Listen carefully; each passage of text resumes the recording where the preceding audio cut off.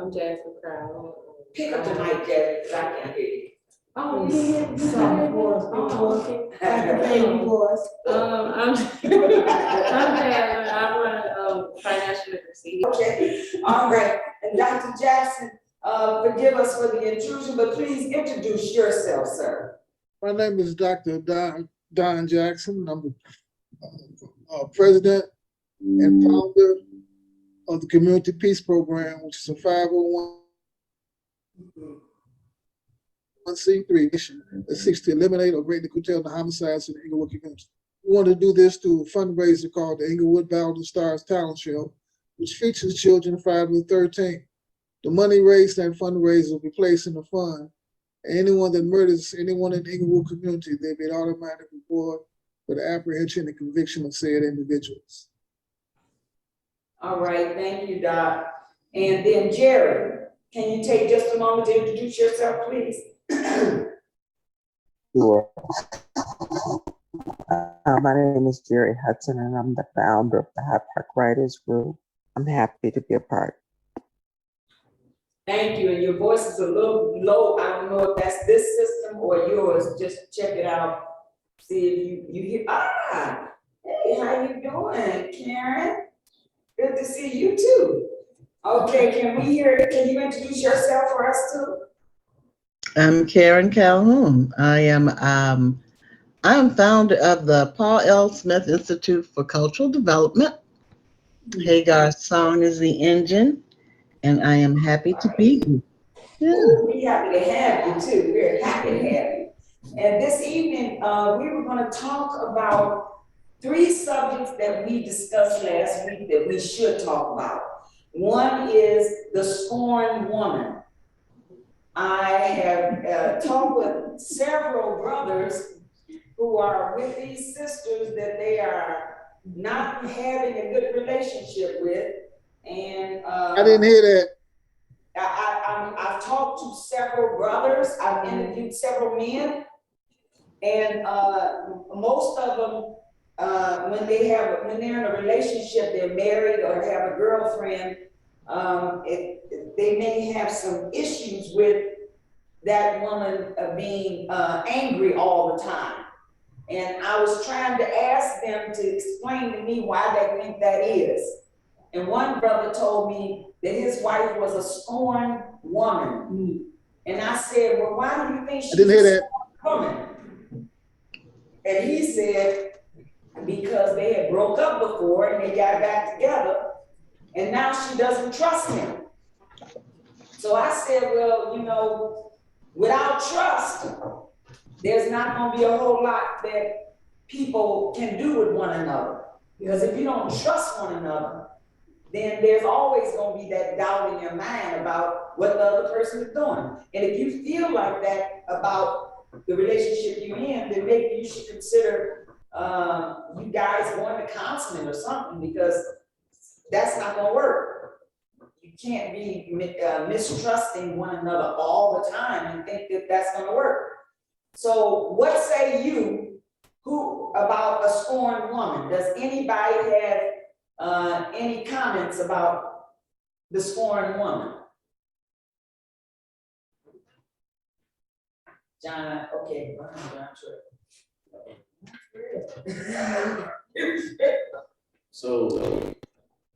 So my thoughts about like a scorned woman is that well the way that she is because she's mistreated. Okay. Okay, and she gets to that point because she's not treated in a good way, or the way she wants to be treated, basically, right? And the way she gets treated like that is because like the people that she would probably like family members that don't treat her well. Family members or people that she says she loves, but they don't know. They don't know that. Have you seen that before? If not in your family, in other families, in other relationships, have you seen people that are in a relationship, even at work? Yeah. You know, people have different personalities and they clash. And so then sometimes they act as if they're angry all the time. Yeah. You can't satisfy them no matter what you do. What say you, Karen? What say you, Jerry, about Dr. Jackson, about the scorned woman. Have you had any experience with any woman that appears to be a scorned woman? And if so, how did you handle that? Well, I'm Karen. Okay. I'm a scorned woman. I think many women are scorned and oftentimes don't know it, Okay. especially the African American woman, because our positioning here in this country has always been at the bottom of the food chain. My Okay. pastor, Dr. Wright, used to say, that at the top was the master, the white man, then it was the white lady, then it Okay. was the black man, and then the black woman on the bottom. And so when you think in terms of voting, black women did not get the vote, long before men had the vote. So, to be an invisible human being and being scorned, it's not about the personality of the woman. Sometimes when you're born into a culture that has so many challenges like our culture does, then, this is a great topic because we have to stop scapegoating each other. Even putting a name like that on a woman, a scorned woman, I know I've been scorned oftentimes, and it makes me think of that song we sing in church. I've been buked and I've been scorned. Yeah. Everybody knows everything about you, and they never ask you. Right. They just judge. Okay, well, thank you for that input. What about you, Dr. Jackson? What has been your experience with the scorned woman? It varies with who you're dealing with, and I'm kind of figure what do y'all mean by scorn? Because one second you're saying it could be angry women. Yeah. Another second understood women. Another second it seems like you're saying it has to do with really how they're looked at to me in a capitalist society. Yeah, I want to know how you as a male, how do you perceive the scorned woman? What is your perception of the scorned woman? I'm not sure I would use the term scorned woman. Scorn. From what I've heard from people saying, it's just like it's just different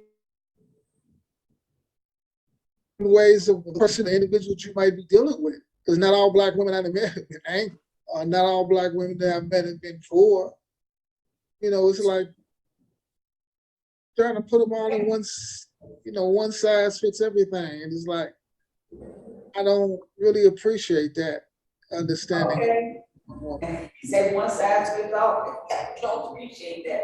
All right. I don't believe that really, once you go to different situations. That's true. And you're going to get, just like, I've seen too many people try to put black males into one little category, and it's like, no, because I'm not necessarily in that category you're talking about. All right. That's a real black man talking there.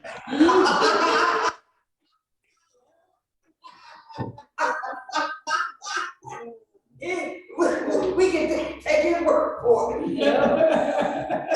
Okay, Jack, what you say? Yeah, just right. She's in the top. She's in the top. I don't know. I don't know no better way to say it, but I think a lot of any woman that's been through some moment of being unheard, meaning emotionally, physically, any kind of way of being unheard is scorn. You have daughters being just raised up scorn, honestly. Now, so is it because they're looking at what happened to mama? Honestly, To some of them do. Some of them are raised into feeling certain ways about people because of what their families went through. Right. But children and like us, we just like how they say you go through lessons in life because it's how you move, your paths, your choices. But Scorn Women, yeah, I fall in line with it, I'm separated right now, and yes, it's a painful feeling. I wouldn't want to be called a scorn woman, but I think you would have to be scorned to actually know what a scorn woman is, Right. feels like. And Right. we're trying to prevent that, Right. by giving lessons and trying to teach them, hey, the game is still the same, it's just it changes players. So what's the difference, or is there a difference in a scorn woman and a woman involved in a relationship where there's domestic violence?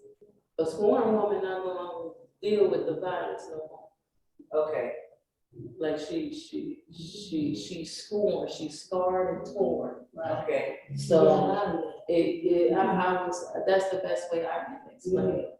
That's the difference to me. So the woman that's in the domestic violence relationship, she doesn't recognize that she's a scorned woman, and so she stays in that relationship for whatever reason. But you know what too, from experience, sometimes like mentally you can be away from the relationship. Even there. It's just the physical threat, Yeah. or the physical hold over you. That's what makes you not escape, those hardships. Right. In your face. Okay, Brian, welcome to the show. We're talking about the scorned woman and domestic violence, and we'd like to hear your opinion on the scorned woman. As Jasmine said, we're probably all scorned women. Because the scorned woman is somebody who's been hurt by somebody in the family, some friend, some relative, somebody who is just taking her trust away from her. She doesn't trust them anymore. She doesn't like them, and she's angry. I think I was angry for a long time, from an 8-year-old child up until about 40 years old, when I finally decided to do my own analysis of myself and realized that the reason I was so angry was because, my mother's boyfriend was just not the right kind of man to be around a young girl. Mhm. And I tried to tell my mom that, but she was in love, she didn't believe me. But I think it's a lot of women dealing with that. A lot of women dealing with their mama's friends, and mama, for whatever reason, doesn't see the lack of communication between the child and the person, and so there goes the issue right there. Right. And I want to add to that too, it's not right for certain families to excuse family behavior. That's right. Because a lot of, this teacher, that teacher, or this person, this church member, but what about that uncle? That's Or right. that stepfather? That's right. They cannot excuse it because later on in life, that it builds that tension. That's It's gonna right. always build that tension between mother, daughter, or whoever it is, brother, sister. Even males, I interviewed some males that were a part of the Catholic system, and they were raped by. What? They were raped by the not by the archdiocese, by the priest. By the priest. And so they were afraid to tell their moms because the moms believed in the priest. The mom sent them to the priest, not knowing that the priest was abusing her children. To trust them. And so it was later in the child's life when the child Can he shared that with his mother. And you know what? And all them years he was an abused child, and he never said anything. And that's what they never really talk about and share with other people when they feel comfortable talking to you about Right. domestic violence, about somebody touching them. Because as a child, I was molested, so I know that feeling. So it's hard, it's like you said, a scorn woman, you can grow up a scorn child to develop to a scorn woman. That's and right. never get healed. from That's that. what happens with these kids in the school with the Yeah. bullying.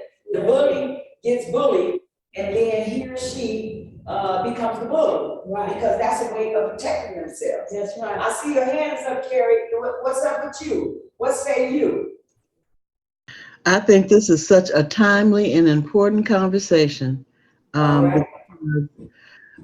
You know, we're first dealing a lot with what different things mean. You know, when Dr. Jackson said, you know, what do you mean by scorn woman? We have so many different meanings for words, Right. but when you interjected what you did, Sister Wanda, you now you're talking about transgenerational trauma. That's You know, right. That's just right. one, you know, at least us having, and that's why I'm so proud of you and proud of what you're doing, because you're bringing us into a conversation about us. You Yes. know, Yes. everyone else gets to study us and then tell us what our problems are. And Yes. so this recidivism keeps going on because Yes. we never think about what our problems are. You know, what's the origin of it? You know, because if something happened to mom, then what happened to me? Then what happened to my mother? You know, and so, Right. you know, Right. I'm very conscious of what happened. I go all the way back to the 1800s. What happened to them? You know, what was their greatest concern? So, and it also will help us to make inroads into these school systems to talk about the laws that they're passing and why laws are being passed, as opposed to, you know, saying everything is wrong, because children don't have any power. They They don't. don't have any power. They don't have any power. And you know, I noticed with my grandchildren, the 4 and 5-year-olds, if something is traumatic, if they experience something traumatic, we may not see it as being traumatic, but that child sees it as being traumatic. Yes. And when that child sees it as being traumatic, and you know, sometimes one of them will get angry and they'll say something that they would not ordinarily have said. And then I stop and I listen. I said, where you get that from? Because something has happened to that child to make them I like to say, what you say, Dr. Jackson? I like to actually just in listening to the conversation overall. I'm beginning to think that the scorned person is someone that's like is an empowered balance. The person that's being scorned never is putting it in a situation where they can actually say what's happening to them. It's always the oppressor, you know, defining the whole situation. And because that the situation, they can lay the scorn. That's right. Does that make any sense? Yeah, that makes sense. I mean, I think the scorned person feels entrapped. Yeah. Like they have the capacity to get out of that situation. And so we have to help them realize that, you know, you can change any situation. I try to tell my grandchildren who are adults that it doesn't matter what happened in the past. You might have went to prison and got raped. And when you came out, you don't want nobody to know you got raped. So you hold that inside. But guess what? A lot of people get raped. And don't talk And don't talk about it. So don't think that it's just you. Right. You know, a lot of us are dealing with stuff that's hidden in the closet. Yeah. We don't want to tell nobody about it. But that don't mean it didn't happen. Yes. And a lot of us too have been through something, and when you talk to the wrong company, that company try to match that pain. That's right. That's You know, right. or, oh, you've been through this, well, let me tell you that, you know, instead of just listening. Yes. You know, it is true, when you get that hurt, honestly, when you cry, Yes. that helps you release That's that right. pain. That's It does that. Yes. Even if you cry every night. That's And right. it's a healing in your in crime, it's a healing in crime, That's right, absolutely. it is. And a lot of children are taught, be quiet, don't cry. Right, and especially boys, Especially boys are that's what I taught was gonna that say. boys don't cry. Boy, Man was that's taught the not to biggest cry. crock of mess I ever heard. Yes, A it boy is a person, Yes. and we bore him. That's We right, brought him into this world, so he's a human just like us. that's And right. so men have feelings just like us. And when, I hear these women sometimes talk to their men like they're dogs on the street because they're angry. You talk to a person like you want to be talked to. That's right. If you don't want them to strike out at you, then don't strike out at them. That's right. They're people just like we are, and they got feelings just like Don't we want have. them to hit you, don't hit him. So thank you. I don't ask no this, I don't want you to do. They have That's what trauma. I'm saying, there's foreign men too that try different relationships and, Yeah.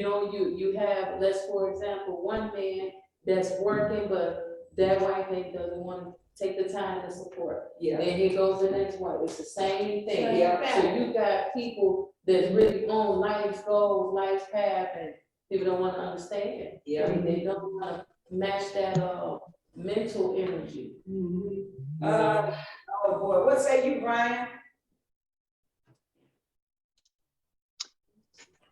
Okay, a person, if they don't become an abuser for life, unless and it affects them, I should say, that scar and those wounds affect them throughout adulthood, unless they get the proper help.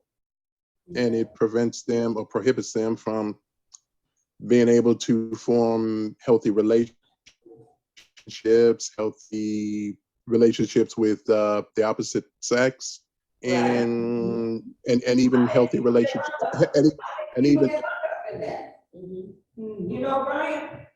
I'm sorry? People get hung up in, maybe they've had a negative experience and they don't want to share it. It's the way of them. And they just, all of a sudden, you've been hid in the closet so long, and when you finally do release whatever that pain is, you might not even know yourself. Right. You might not even know yourself. Did you have another statement, Karen? Yeah, yes, it's, the thing is too, is what I love about this conversation, it began with Scorn Woman, and then now we're looking at people in general, Yes, yes. that, just, and it amazes me how so many people literally act like COVID never even happened, It's, we've had so much stuff going on and things go on so fast. That's why it's just so important, how we talk to one another, because Yes. as you were saying, you can say something to somebody and you've, like the word sarcastic means to cut from the inside. Right. Just think you're playing with somebody and you say something, you cut them, that person is still bleeding from being Yes. cut through, Yes. Next thing you know, you got some violence going on. Yeah. So I appreciate this conversation. Thank You you. don't know what pushes somebody over the edge. You don't know what breaks that straw that makes them just fold up and say, it ain't worth living. Life ain't worth living. I'm gonna take you out. I'm gonna take myself out. I'm gonna take you out too. You never know. You never know. So it's very important that we listen to one another. We use active listening skills and listen to what one another are saying. Because I might be able to help you come out of that closet, and you might be able to help me come out of the closet. George, we haven't heard from you. What say you about the scorned woman, or have you had any experience with scorned men? Yeah. I think it goes both ways as I'm listening to you guys. I mean, with relationships, I talk to people all the time about, men being abusive to the women, and then them getting into other relationships, thinking that all of their relationships will be hostile or non-loving or caring. When you can do all that you can to try to help get past that, a lot of times women look and find the same type of energy looking outside. You know, they look for something else, but they wind up being attractive to the same abusive type energy. Yes. That's why Exactly. one Yes. thing I would suggest, if women were battered or abused in certain ways, the best thing is to get up and leave and never go back to that same situation. And hopefully they could reach out to others that'll help comfort them and be able to make it some ease of mind so that they can be able to relate to that. And then the men can be just as bad with women that have abused them emotionally. You know, to where they go out even outside of their race, you know, because me, it's like when I was younger, you know, I would always go and try to talk to women in nightclubs or whatever. And I always felt that if I didn't have certain accolades or jewels or things like that, and I'm just a working person, that I wouldn't even be considered for a date, you know, and they there, you know, just waiting and sitting up against the wall. And, you know, I'm like, okay, I got a nice job, this, that, and other, but obviously I felt that I didn't have what the drug dealers had. And even to this day, that affects. So I wound up dating outside of my race because it was easier for me to approach other people, and I didn't have to probably try as hard. But at some point I felt that, you know what, it wasn't really a relationship that I really wanted to be in, it was out of, I guess, a rebound. It wasn't my choice. Yeah, a lot of people get hooked up with new relationships when they're in the rebound state. Right. When they should just stay away from everybody and try to be with themselves, understand what's going on with them. Right. You know, don't jump into a new relationship with somebody else. Now you pull them into that mire. Right. And then once kids get involved, now you're just doing it because you want to keep doing it for the kids and all of that, as opposed to you doing it because you're happy in those relationships where you being abused or verbally, mentally, physically, you know, all of those things can happen. That's all abuse. That's all abuse. Somebody not speaking. You in the same house. And they walk past you all day long and don't even say, won't say nothing to you until they want you. Yeah.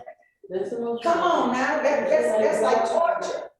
Dripping water in the back of your ear and you can't get out. It's stuff going on. Go on, Brian, you got your hand up. What's up with you?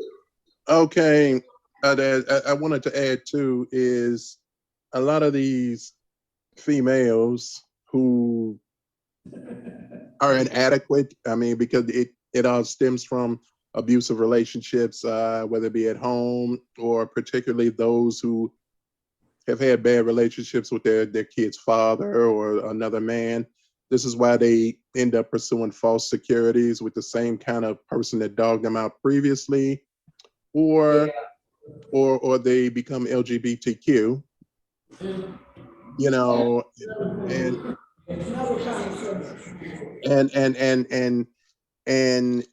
and also too, they become emotionally or mentally abusive to someone who does nothing, who has tried to do nothing but love and care for them. Right. And one of the other gentlemen said something too, like the old saying, once it's a mistake, twice is stupidity. Meaning, I said that to say that because if you've been mistreated by a certain type of female, what they call a bad girl, then you should want to next go around, you should want to do better. Right. You should want to find better, but somewhere subconsciously in one's subconscious mind maybe, or just again, subconsciously thinking they don't think they can do any better. And a lot of these bad girls are the easiest ones to get in the sack. Yeah. And meet their physical needs, and they end up being hurt just as bad, or if not worse, than the previous person. It's just like with a wrecked car. Right. Because I mean, the first time it gets repaired, that's one thing. If it gets hit again, especially in the same area, the body shop has to not only repair the new damage, but they got to repair the old damage. Right. Well, you know, you had something to say, I man. wanted to say, a lot of times they don't love themselves. If you have not learned how to love yourself, you allow the abuse. You allow yourself to be abused. Yes. And you do not love yourself. That's true. You gotta find yourself. Even when you went through an abusive relationship, you need to stay away from the relationship until you get healed. That's right. You got to be made whole That's in right. order to be able to step into Another relationship. another relationship till you recognize a good person. Right. You know. Because you won't recognize a good person because you're so angry from the previous relationship. Your mind is closed. You can't even think about dealing with somebody new in a different way, you know, because then you start, we start thinking, all men, I'm dealing with it. Yeah, that might be the cause of why some women become lesbians and why some men become gay, because they don't want to deal with the disruption caused from the previous relationship in this new relationship. Right. You know, they're scared. They don't. So anyway, I see your hands up, Karen, and then you next, Brian. Okay. I think, you know, because we're being recorded and this is the 21st century, that we might want to consider, you know, our language when we're talking about human beings. Because one of the things is that LGBTQ people, scorn women and scorn men are human beings, and everyone is protected under the law. That's right.